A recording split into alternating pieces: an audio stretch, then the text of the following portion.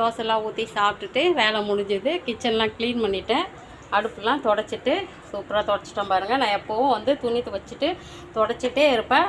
மதியானம் சமைச்சு முடித்ததுக்கப்புறம் சாயந்தரம் ஒரு தடவை வந்து லிக்விட் ஊற்றி அந்த பஞ்சு இருக்கு இல்லைங்களா, அதை போட்டு நல்லா தேய்ச்சிடுவேன்.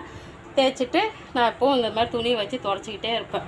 எப்படி இருக்க பாருங்கள் கிச்சன் நல்லா சூப்பராக. அடுப்பை வந்து நம்ம தனியாக காலியாக வைக்கக்கூடாதுன்னுவாங்க. அடுப்பை வந்து தனியாக காலியாக வைக்கக்கூடாது, ஏதாவது ஒன்று அடுப்பு மேலே வைக்கணும்னு சொல்லுவாங்க. அதுவும் இல்லாமல் நைட்டில் வந்து சாதம் அடுப்பு மேலே வந்து சாதம் வைக்கணுமா. சாதம் வந்து ஒரு உருண்டையாவது சாதம் வைக்கணுமா. வச்சு அதில் தண்ணி ஊற்றி சாதத்தில் தண்ணி ஊற்றி உப்பு டப்பா எடுத்து பக்கத்தில் வச்சிடணும். சாமி வந்து போட்டு சாப்பிடுன்ட்டு எங்கள் ஆயாலாம் பெரியவங்களாம் சொல்லியிருக்காங்க. அந்த பழக்கம் எனக்கு எங்கள் அம்மாவும் சொல்லி கொடுத்துருக்காங்க. அதனால் நான் எப்போவுமே நைட்டில் சாதம் வச்சு அதில் தண்ணி ஊற்றி வச்சுருவேன். உப்பு டப்பா எடுத்து பக்கத்தில் வச்சுருவேன். அது மாதிரி அடுப்பும் வந்து